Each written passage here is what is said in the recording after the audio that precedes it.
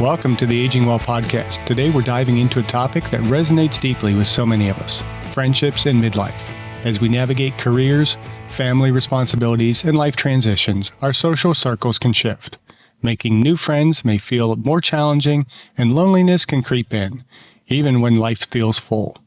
My guest today is Shari Leid. Shari is a connection coach, friendship expert, and recent TEDx speaker who has made it her mission to help people rediscover the power of real, in-person friendships, especially in midlife. In her memoir, Table for 51, Lessons Learned from Sharing Meals Across America, Shari shares the insights she gained from traveling to all 50 states and sitting down for meals with strangers, uncovering the universal need for connection and belonging. Through her coaching practice and Imperfectly Perfect Life, LLC, Shari helps people cultivate friendships with intention, combat loneliness, and redefine their social circles without the pressure of deep intimacy. In this episode, we discuss what makes midlife friendships unique, how to build new relationships, and how it's never too late to strengthen our social bonds to age well. Shari, welcome to the Aging Well podcast. Let's just begin by having you tell us a little bit about yourself and what sparked your interest in midlife friendships.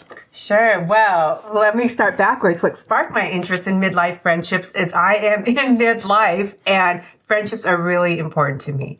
And I'll expand on that as we go through this interview. But by way of background, I'm an attorney and stayed home with my kids for a long time. And between my 49th and 50th birthday, I decided to meet with 50 women to tell them what I've learned from them. And from this project, which I overshared on social media, I wrote a book and I became a writer. And then I started deeply studying friendships and traveled across America, actually, meeting with strangers and discussing friendships. Yeah, we'll have to talk a bit more about that book, but the idea of going to 50 states and meeting with just strangers, I'm kind of curious how you decided to just, what'd you do, walk up to somebody and say, hey, sit down and have dinner with me? No, because I had to plan my travel ahead of time. So I needed to know where I was going. And I did most of this on my own. So I met with women, one person in every state and one meal in every state, because I had never traveled the U.S. before and thought, what makes places interesting? And it's always the people. And also traveling alone, I thought, well, if I have this idea now and being in my mid-50s, I better do this now and not wait any longer. But I met with women between the ages of 20s and 60s, all different economic levels, education levels, political beliefs, religious beliefs, races, very diverse group of women across America. Well, I want to ask you what your favorite state was. Did you go when you went to Pennsylvania, where'd you go? Because I'm Pennsylvania, Phoenixville, I believe the city was called. Oh, Phoenixville. Okay. Yeah. Wow, you went to small town in Pennsylvania then. Yeah, I did everything from big cities to small towns across the U.S. Yes. Okay. Because I'm from Pittsburgh originally, so I was kind of interested if you would have stopped in my hometown. But yeah. It's not. Right, so you've built your career around helping people cultivate meaningful friendships. What, again, inspired you to take on this mission, again, particularly in midlife? Sometimes the universe opens up to us what we're meant to do. And like I said, I started with, just my own personal project of recognizing how important these people are and thanking them for being in my life when I did my first 50 project. It wasn't 50 states, but me with 50 women. And from there, I started writing about friendships. And I became a writer, and I write for journals. And I am considered a friendship expert at this point. And I get asked by reporters to talk about friendships. And it's just my natural draw. We were talking earlier about kids and going to college and what they're interested in. And, when you're doing something that you would naturally do anyway, to be able to find that as a career, it's incredible. And I know too, at this age, I have so many people, including myself, that really are coming into their own and reinventing themselves, or life has thrown them a curveball, and leaning into their friends is a game changer. Yeah. So what was one of the most surprising lessons that you learned from your conversations across the country? I think how open people are actually to sit down and talk. I mean, part of the impetus for this, in addition to my own personal desire to travel the U.S. and because I had grown up on the West Coast and my parents, I'm adopted. My parents who adopted me had been interned during World War II, and they were Japanese American. And I grew up with the belief that I could not travel the U.S. So I wanted to rewrite that belief. That's a personal reason. But on a greater scope is, in the last years, we got used to being in our physical bubbles, because of the pandemic and also everything else that's going on, our emotional mental bubbles where, we've stopped reaching out to people to see if they want to connect with us. If we were afraid to, we're out of practice.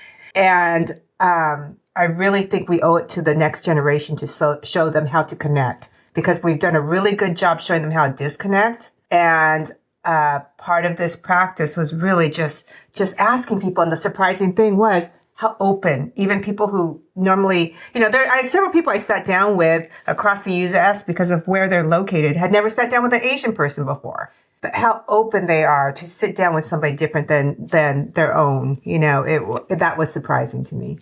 Especially in these times where we're so divisive and so separated from one another. So many people find it harder to make friends in midlife. And I can speak to this for myself. I mean, we moved out to Portland here when I was about 42, 43. So I've been out here about 17 years. I was thinking it was longer, but chatting with my daughter yesterday, she's like, but Dad, I'm only 16 and I was born in Michigan. So it's, it's coming up on 16 years ago, I guess we were out here. And I found it a lot harder to really make deep friendships here. I mean, I've left a lot of, friendships back east. I mean, some of my closest friendships were when I lived in New York. And you think of New Yorkers are, hard not to crack, and yet they're some of the easiest people to become friends with. So and everyone's always out in New York. I mean, there's always things to do and opportunities to socialize versus maybe in Portland or Seattle, where that's not kind of the lifestyle that we have over here. Well, I think I've just found people a little bit more closed off. They'll let you in so many layers deep, but that's about it. So why do you think it is that we have a more difficult time making friends in midlife than we did? Think of first day of kindergarten. Everybody's, introducing themselves and making, deep, long friendships. But when we get to midlife, it's a lot harder. Well, I think of it as, so I don't know how to swim. And I took a swimming lesson for adult swimmers. And the thing about that was they said, when you're a kid, at some point you forget that you're learning how to swim and you're just having fun. So you're not thinking about, will this water hold the body weight, my body weight? Is it cold? You're not having all these variables come into your head. You just start having fun. And I believe that's similar to friendships. As a kid, you're looking at an activity and you're focused on the activity and just doing it and having fun in the other person. Somewhere along the line, as adults, we keep our guard up. And we don't forget that we're meeting someone new, or sometimes we're so focused on how we're going to be perceived that we're unable to sit down and have a conversation with someone for the sole reason to listen, to understand. We're so busy thinking about how to respond. And this is a problem because in our country, we have an epidemic of loneliness. Absolutely. And I don't think it's getting any better. And I keep on pointing to this next generation. I think especially men, to tell you the truth, because as you look at the statistics, older men, when they retire, historically have had a higher rate of depression. And I believe a lot of that is because, in school, they had sports or whatever activities to meet friends. They went into the workplace. They had their buddies at work that they became friends with. Well, now we're doing virtual workplaces. And so for this generation who has these opportunities to work remotely, great, but how are we teaching how to bond and become friends with someone? And I worry what's going to happen to these young men when they retire if they haven't established those bonds in the workplace like the previous generations have. So how do our social circles tend to shift as we move through the different life stages? And, what can we do to stay connected? Yeah, so a lot of times if you're parents, right, you become friends with people because of situations or even at the workplace. And I believe that we change as people and we grow differently. And they say we change every 7 years or so. So if that is true, it makes sense that our social circles would naturally change.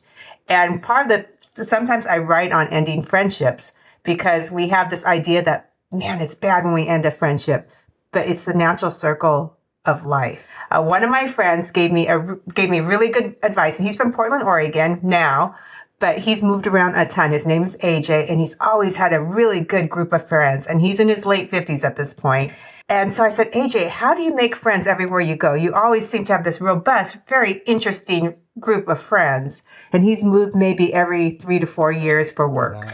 And he said when he was a kid, his parents gave him this advice, or maybe it was when he was going into college, gave him this advice. They said, wherever you go, join 3 groups. Join a nonprofit that you're interested in.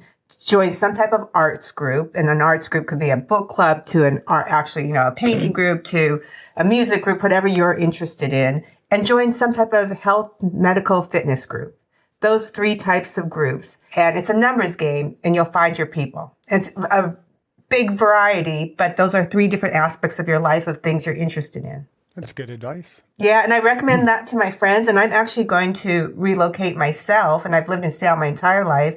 And there's 2 cities I'm down to. I'll figure it out in about 3 weeks where I'm going. But I've already touched into what's around there as far as professional group, social group, gym, and nonprofit that I'd be interested in either city. And so with that in mind, I already know I have people there, even though I haven't met them yet. So you're going to let us know what cities those are? Yeah, I will know. I plan to know. Which cities I'm choosing from? Yeah. Well, you'll be the first to know, but I will tell you, I'm looking at Dallas or Denver. Very different from each other, other than they both start with D's. Yeah.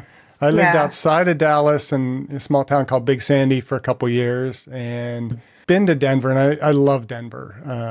Gone to conferences there, and it's just so easy to get around. And we have some friends that are in Denver, and when I go to a conference there, it's so easy to get to see them because it's like a train ride north for a few miles and you're there.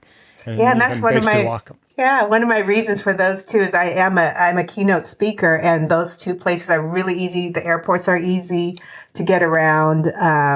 And, it's the cost of living is a little bit better than Seattle. Well, a lot better in Dallas, and a little bit better in Denver. So, but the whole thing is knowing that wherever I land, I can find community.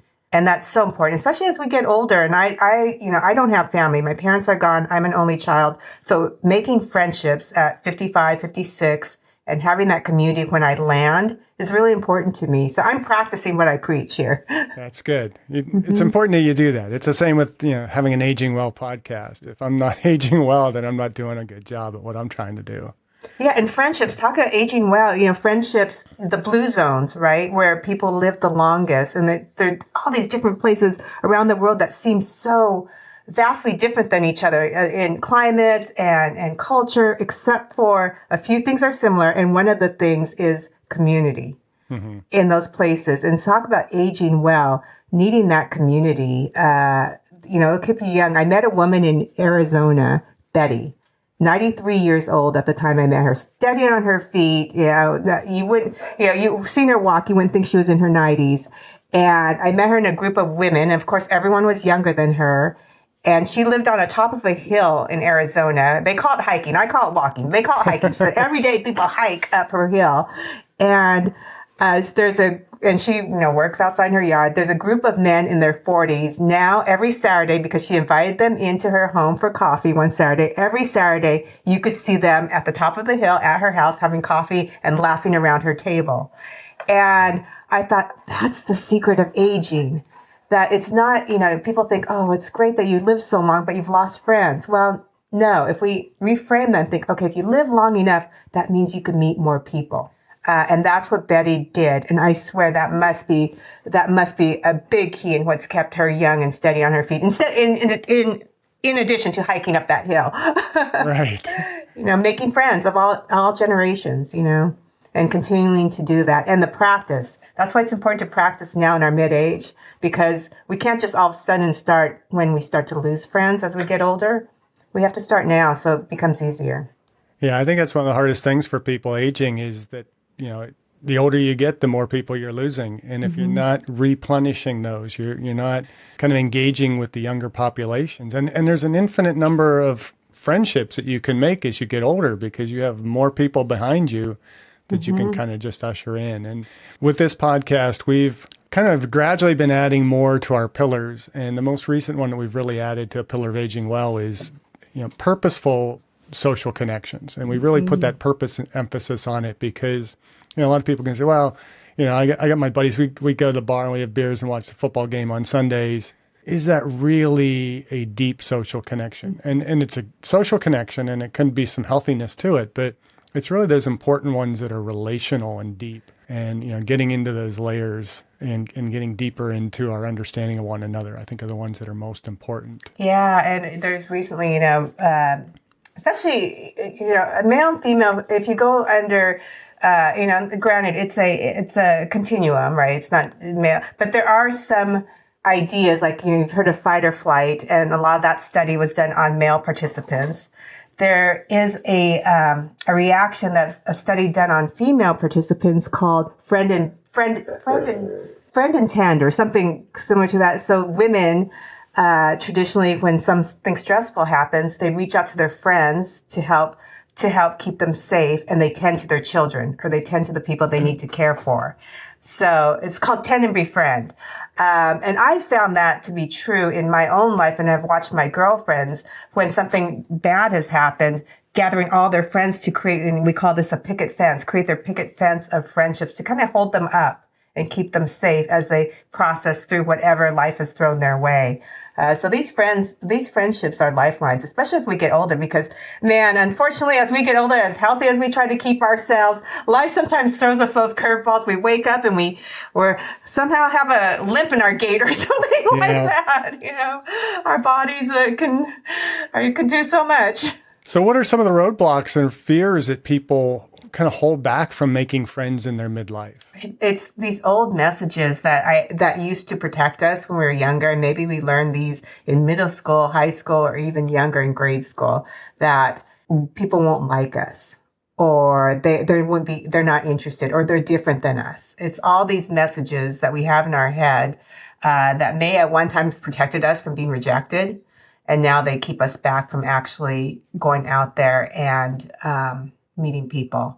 So one, I think, is being out of practice. And so I challenge everyone to, if you're out of practice of talking to people, challenge yourself to go out there, and strike up a conversation. It could just be like at a gym, at the end of the workout class, to just say to someone that you don't know there, hey, that was a great class. How did you like it? It doesn't have to be anything deep, but you get in the practice of talking to someone you don't know. And from there, it naturally will start to grow. And people are responsive. I mean, like responds to like. And it's surprising how much easier it becomes, and becomes a lot less awkward. Yeah, that's one of the biggest differences. I mean, my dad and I were so similar. And yet I think probably our biggest difference is our approach to other people. He could walk into a room, and just the way he'd walk in a room, people thought that they should know him. And so he's met celebrities and sat down and talked with them because they're like, he seems to know me. I feel like I should know him. And he just engages with them. And I'm much more standoffish and not as willing to walk up.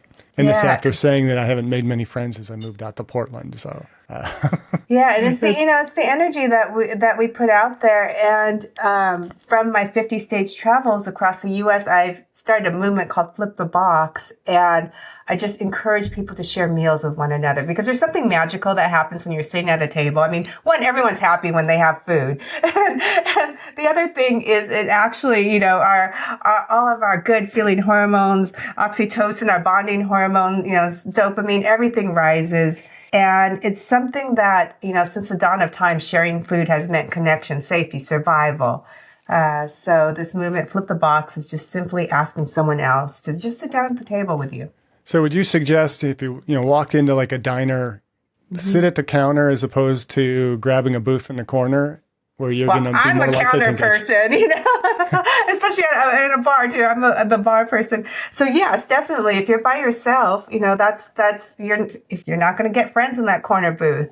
You're just not, unless you want to make friends with the waitress or the waiter. And plus, you'd probably get the worst service if you're in that corner booth anyway, because they can't see you over there. So yeah, definitely, put yourself in places where you can meet people. Are there any other simple kind of actionable steps that we can make as we're trying to make new friendships as an adult? I think the first thing is what you said, basically, the counter. Well, let's just call this the counter theory. Put yourself in places where you can meet people, right? And whether it's my friend's suggestion of, joining 3 different groups, at least join one. Sorry, there's my dog right now. At least join one group. Put yourself out there and know that it takes time. It's not going to be instant, and it's a numbers game, just like anything else. Not every friend or every acquaintance is going to stick, but someone will. So I think that's the first thing. The second thing is challenge yourself to make the first move. I have a friend who's been single for a long time, and he has no problem asking people out because he's like, they're going to say no, but that's perfectly fine. But if I ask enough women, sorry about my dog, if I ask enough people out, somebody's going to say yes. And he doesn't take it personally. And so the more we put ourselves out there, it becomes like, you get it. It's not personal. And so start practicing saying hello, talking to people, challenge yourself. I think those are the 2, and give yourself some grace. You just reminded me of my friend Charlie, who just recently passed away, but we went to grad school together, and he was one that would go out to a bar or something after class, and he would be, polite way, I guess to say, asking out. Yeah. And almost any woman in a bar. And, it was really hitting on, but he could manage to walk up to a woman at the bar. This is before the apps, that's why. Yeah, it's before the apps. But he would walk up to a bar and strike up a conversation with the girl, and if she'd shut him down, he'd just turn to her friend next to her and do the same thing. He had like no pride, but, he also had kind of no barriers to just trying to strike up those relationships. And sometimes it worked, sometimes it didn't. But and he's having fun, right? And nobody's getting hurt. I mean, no one, and if anything else, the person is probably, as long as it was polite, the person, even if they said no, they probably feel kind of good that somebody was interested, So no harm, no foul. Charlie wasn't the most tactful at times with doing it, but he meant well. Yeah. But so as we get older, especially as life gets busy, how can we strengthen friendships that we already have? And, particularly, when we're getting busier and busier in life, and it's harder to just keep connected with people. It's intentional. It has to be intentional. I do it. I'm a list person, and I have a to-do list every day. I actually write the word connection, and I also write the word gratitude. And so I make sure that on my to-do list, I connect with one person every day. And it could be somebody new. It could be a longtime friend. It doesn't matter. But I make an intention to connect. And it could be something simple like a LinkedIn reach out, or it could be a text. And so, and I find that people, it comes back. And, it doesn't have to take a lot of time. And it becomes a habit, so it becomes easy. And it's so important, we get so busy, but at the end of the day, what's going to matter? It's not going to matter that we finished, we checked off the last email that we sent, or we managed to, clean up the dishes at the end of the night. What's going to matter is our connections, our people, and who we've touched. And you never know what that reach out does. I had somebody I met at a conference recently just reach out to me and say, hey, if you need anything from me, please contact me. And I did. Well, I didn't need anything, but I just wanted to make that connection. And I thought, okay, that was really great, because that made me feel good, because this person is ahead of me in the professional speaking world. I thought, I have to remember to do that. And so I did that. I just did that last night to someone who's coming up behind me in a certain professional area, and said, hey, if you need anything, reach out. So people pay it forward as well, and it makes you feel good. Right. And it's so much easier now with, social media, with texting. It became hard for the longest time, for me at least, as I moved around more, to keep connected with people, because you lose phone numbers change. And now with like Facebook and LinkedIn, it's so easy to just, even though you don't have that constant connection with them, they come to mind. It's like, okay, I can find them. I don't have to worry about, do I have their phone number? Do I have to leaf through that, that phone book that you used to carry and look for that person? We can find them pretty readily and say, hey, I was just thinking about you. And you just strike up that conversation. So. Yeah, and it could be really easy, and it comes back. When you and the gratitude piece that I also put on the list, connection and gratitude. I reach out to someone every day and say, "Hey, I really appreciated you did X, Y, and Z." And at first you think, "Okay, I don't have that many people to thank. Why would I do that every day?" But it's surprising because your mind starts to find what you're looking for, and I have never, ever since I started doing this, I've never had a day going thinking, I have no one to thank this morning for being in my life. Yeah. So that's what we call gratitude with two T's. So I have one favor to ask of you, that you start spelling gratitude with two T's, an attitude of gratitude. Attitude of gratitude. I love that. Yes. So. Yeah. And it just changes your mindset and the way you think of things and the way you look at things, and you purposely start seeing good, and talk about living longer. That's so much healthier, right? It builds our systems up when we can feel happy and see good versus when we're stressed and seeing all the bad stuff around us that really can break down our systems. Yeah. Now, you emphasize the power of shared experiences. Why is something as simple as sharing a meal so effective in forming these bonds? Well, sharing a meal, especially across the table, are different. I talked about the hormone difference. Oxytocin, our bonding hormones release, dopamine and serotonin are released when we're sharing food. Our mirror neurons kick in, syncing us with the person across the table, and it just gives us something. A focus that we don't have to just sit there and stare at each other. We have our food, but it's a shared experience, right? Something we could talk about. So as I went across the U.S., I asked the people to choose the place that we were meeting at, partly because they knew the area, but then it gave us a conversation piece as well. How long have you been here? Is this your favorite restaurant? Why did you choose this place? Or, I've never had this. And it also gives us a time frame. We know when the meal's over. It's not awkward to go, okay, I got to go now. It just gives us a natural time frame as well.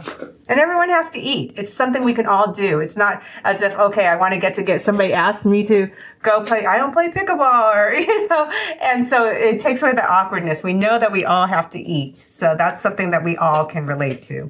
Right. And you can the relationship is going kind of sour, you can just kind of keep chewing food and you don't have to talk as much, right? Yeah, it's not going to hurt anyone. You're going to have to eat. I mean, two things that AI and all the technology will not take away: our need for human connection and our need to eat.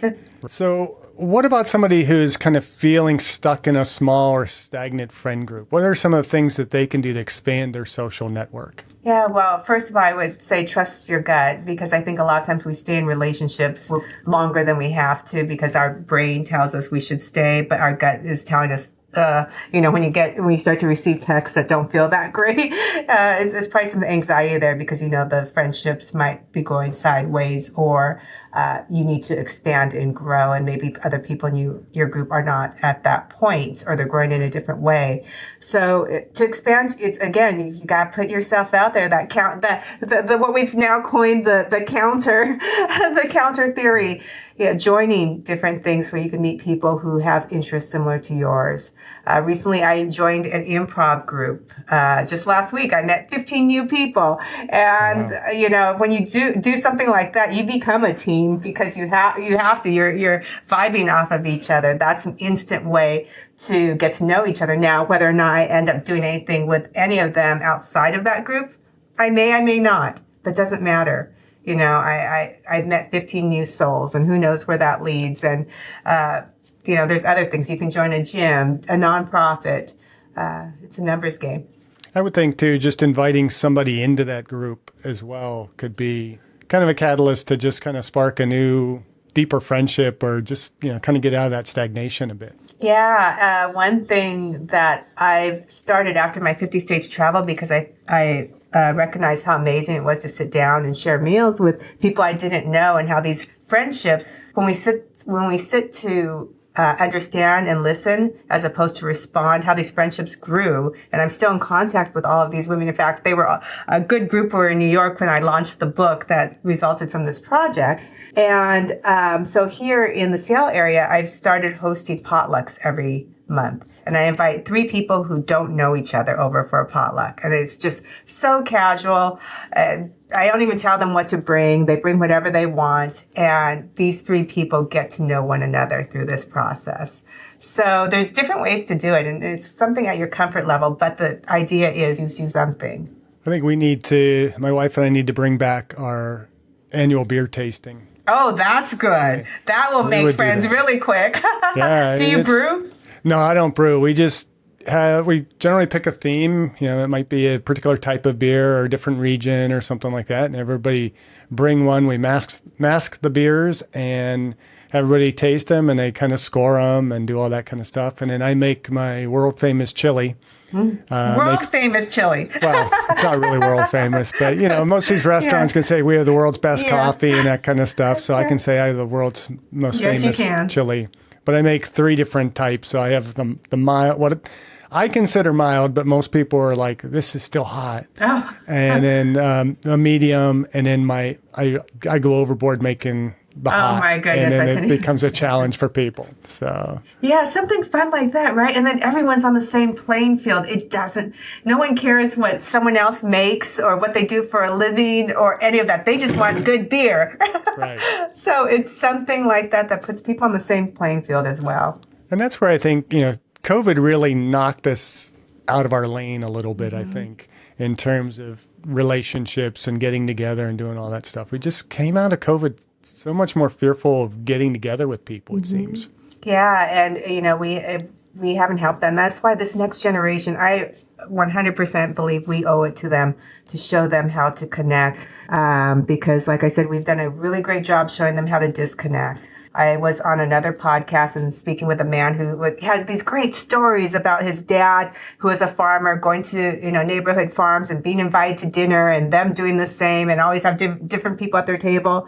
And I asked him, he was about our age, and I asked him, "Do your kids have these stories about you?" And he paused. He said, they don't. They don't have these stories about seeing my wife and I inviting people over as freely and sitting down at tables with neighbors and all this. And he thought, and he said, I'm going to start doing that. And that's what we need to teach this next generation, how to connect, which means we need to get outside of our own comfort zone to do this. But it's important. It's really important. And we got to force them out of their comfort zone, because I think their generation, even prior to COVID, they were so locked into connecting through video games and things like that. They're hanging out with friends is, being on a game together and having headphones on and talking through the game. It's like, why don't you want to get a driver's license? Yeah, well, I don't need one. Concerned. It's like, that's crazy. They're not as concerned. Our generation wanted our driver's license so that we could get out of the house and go see our friends. Yeah. And it's, there's the, video games and connecting and all that. There's something there, right? That's a great supplement, but we really need to teach this generation how to connect with one another, how to talk to one another, how to listen to one another, because that's the only way. That's the only way we're going to have greater communities and age well. Right. And I think we have to get away from, it's a common habit among people in the U.S. to say, how you doing? And then just keep walking. Mm-hmm. And if somebody comes back as, well, I found out my mother has cancer or something like that, or things are going great. I didn't expect you to answer that, And we're not as inclined to people answering that. And I think what we need to do is just start pushing back on that. And somebody says, how you doing? Well, let me tell you how I'm doing. Yeah. And strike up that conversation. And there was more of that in the South. I don't know if you've spent much time in the South, but coming from Seattle, I was so surprised. Everywhere I went, how are you, honey? And they were sitting there waiting for me to respond.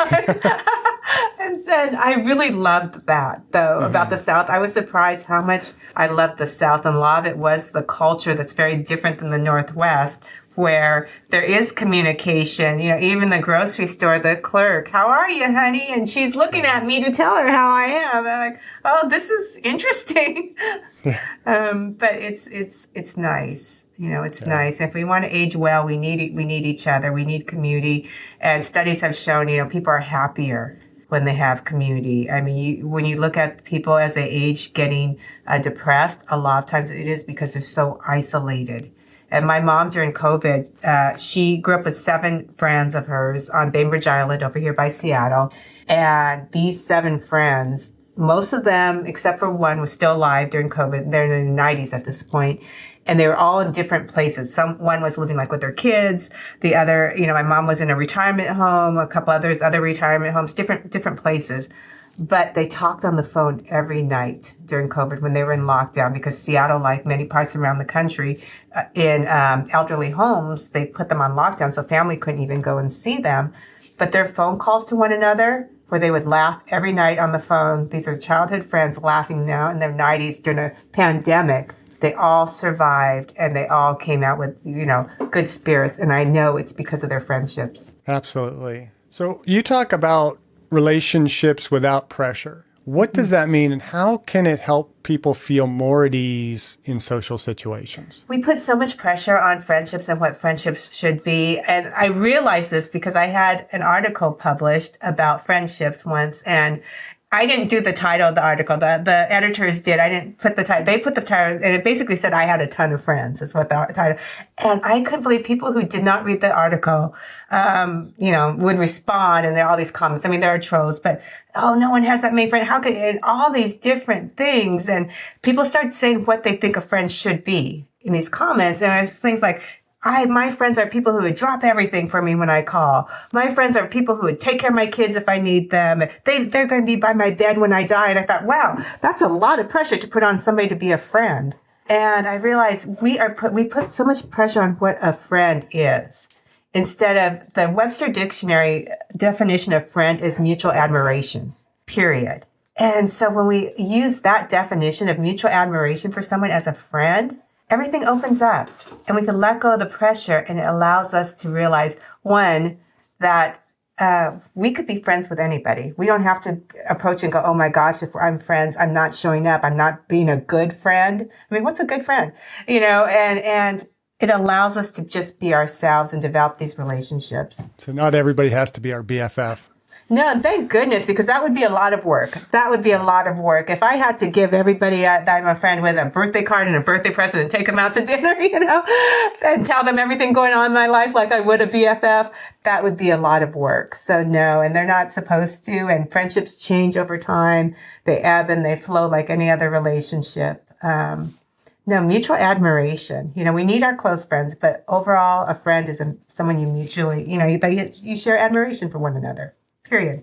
I have a lot of friends that, I maybe haven't contacted or talked to in decades, but you pick up that phone or, you message them and immediately everything just picks up where it was. Yeah. That to me is friendship. That's a good friend, right? That's a lifetime. That's a lifer, right? Yeah. That's a lifer. We have some of those lifers, but we also have, friends, and we have friends who might be there for a season. Might be there because we're we're parents in the same classroom, or our kids play on the same team, so we see each other every week, and we do pizza parties for our kids together. That could be a friend, right? But they might not be there forever. That's okay. So, and I guess this is kind of touching off of that, is many of us grow up with an idealized version of friendship. And how can we redefine what friendship looks like in this stage of life? We're at a great stage of life right now, as many of us, our kids are either have left the house or they are on their way out. So all of a sudden we have this freedom to decide who we want to have as friends, who we want in our lives that we've never had at this level before, right? And so this is a really great time to evaluate what's important to you. And some of the things that may have been important for you when you were younger, and I'm saying you as a general word, it could be, somebody who helped you climb the corporate ladder. Maybe that was important when you were younger. Or maybe when you were younger, because of insecurities, it were people who made you look good, right? Because you wanted to have this image. But now that we're hopefully more secure in who we are in midlife, we could really decide, okay, what matters to me? Oh, it's people who give back, or it's people who are really interested in hiking, or the outdoors, or it's people who are still, building their own business. I'm an entrepreneur. I want to surround myself with other entrepreneurs. Whatever it is, this is such a great time to get to know yourself and who you want to, who helps elevate you and lifts you up the way you want to be lifted and who you can also support in a similar way.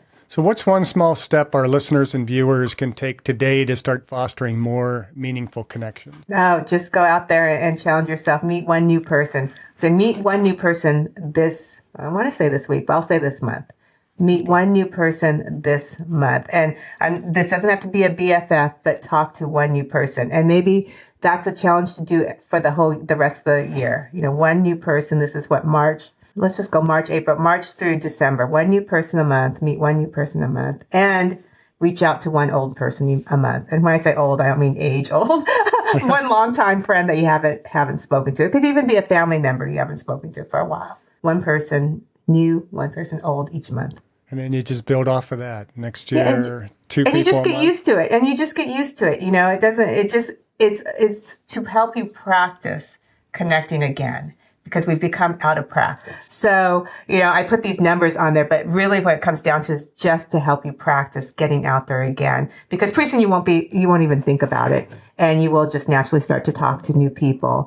And you will just naturally start to reach out to friends that you haven't for a while, because it's become part of your habit. That's one thing this podcast has really helped me with is, we're doing so many more interviews, and I've meeting people now from all over the globe. I've done interviews with people in England, one guy from London, a guy from Australia, trying to think what other countries we've been into, just across the U.S.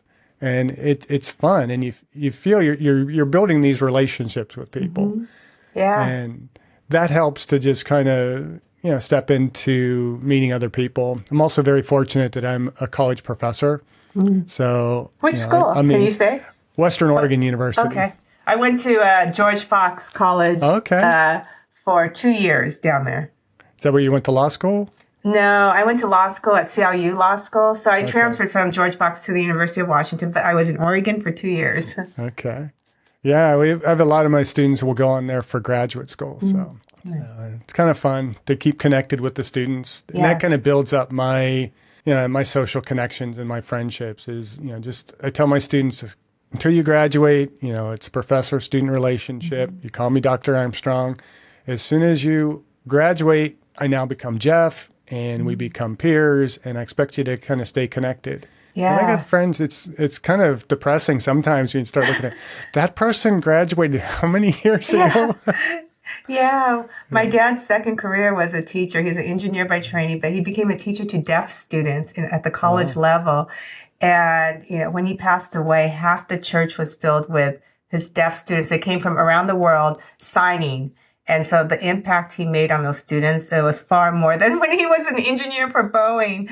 But they used to call him Dad when he first started. He knew he was getting older when they started saying, "You're like my grandfather."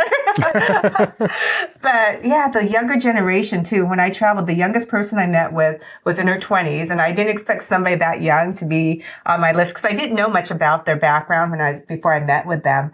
I learned so much from her, and it made me realize I need to stop poo-pooing the younger generation, thinking I can't learn anything from them, because I learned a lot from sitting down with her. And since that meeting, I've also intentionally reached out and formed friendships with younger people. There are socially limits to that, I think. It's like I can't go hang out at the high school and make new friendships. I don't mean that much younger, but yes.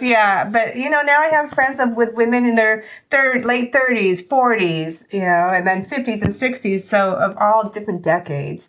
And that's been so helpful as I've navigated life's twists and turns as well. But that being said, doing things like coaching or, if you're not into sport, teaching art classes or, doing the things where you can bring your talents to younger people. Yeah, initially that's going to be a much more professional kind of generational type of relationship. But eventually, those kids go on to become older adults and, you kind of build friendships with them. On my other podcast, I just recently interviewed a kid who can't believe it's been a good 12 years or so since we've kind of first met, but he was a junior in high school and he started coming to a sports performance training facility I had. And we built a really strong friendship over that. And, I'm close with his family. His his mom and dad, they own a ale and cider house in West Lynn, and we just love going there, and it's like our cheers. And Yeah. a lot of it is because we just built that relationship with Tyler and his brother Tony, and eventually built it with them. And so there's so many different opportunities that we can build relationships that maybe not our friendship per se, but eventually kind of develop into those types of Oh relationships. yeah, it takes hours. It takes actual FaceTime, and that's another generational issue. When you say FaceTime, the younger generation thinks it's the phone FaceTime, but actual face-to-face time, and it takes time to do. And what do you say to that person that says, "Well, I'm too busy to do all that. I don't have time to have that FaceTime with individuals"? So, well, you get what you put out there, and this is so important. This, when we talk about health and aging, for the most part, I think people want to age well, right, and age healthily. That's why you're able to have these conversations, because people are looking to see how to do that. And if you look up studies, it will constantly point you to the benefits of having friendships in your life as you age, and the need, not even just the benefits, the need to have friendships to age with health and happiness. And so if aging well is a priority, they're saying that there's not time is not, there's something else going on there. And it's not really a priority, because, I would ask a scaling question on scale 1 to 10, how important is it for you to age with happiness and community? I always And teach. yeah, go ahead. I was going to say, I always teach my students that opportunity costs. And we all have that same 24 hours, and it's how are you prioritizing that time? And, if you say you don't have time to reach out and develop new friendships, well, what are you doing with your time? And, you can start looking at the things that we are doing in our day. Where can we give up some of that to form friendships? And part of it is, we eat 3 meals a day, and maybe more. I mean, again, a lot of people are doing intermittent fasting now, so it might only be 1 meal a day. But, so maybe it's, okay, you got to eat. Maybe just go out to a restaurant once a week and, sit at the counter and try and meet somebody new. Or even if it's once a month, it's just, starting it. I don't know if I've ever heard somebody say, I wish I didn't spend that extra time with my friends. I don't know if I've ever heard anyone say that. I've heard people say, I wish I wasn't working so much as my kids were growing up. Or, I wish I had, when somebody passes away, unfortunately, I've heard people say, oh man, I should have seen them, more. I wish if I had known they were sick, well, you didn't know because you didn't stay in touch. And I've never heard anyone regret the time they've spent with a friend, or the time they spent to get to know someone that turned out into a great relationship. So I would say, look at your life and what things have you regretted. If it's not friendship, then there's a reason to make the time for it. All right. So I'm going to ask you the question now that we ask of all our guests. Besides reaching out and making good, purposeful social connections, what are you doing personally to age well? Oh man, I've got some supplements. I drink good wine every once in a while. Okay. I do supplements. I work out every day. My workouts now are, I used to work out. I used to do mixed martial arts when I was younger, and I was actually a trainer for a little while when my kids were in school. And I now work out less time. I don't work out as strenuously as I used to, but I work out every day for at least 15 to 30 minutes. I meditate as well. Meditation, yeah, I was going to say meditation doesn't really do much for social connections, but it does as well, right? It does for my mind, yeah. And then I visualize, different things as I meditate. It just helps me breathe and be within my body, and it tells me what's important. It slows me down from the rat race. Yeah, I exercise in a home gym because I don't like going to gyms to work out. Me too. And it's mainly because, not that I don't want to interact with people, I don't want to interact with people. I want to be able to go in and get my workout done. As an exercise professional, I don't want to be looking around, should I go over there and, comment on how they're doing that exercise? Yeah. And it's really distracting. And so for me, it's like, just get it done at home. But that frees me up to do other stuff.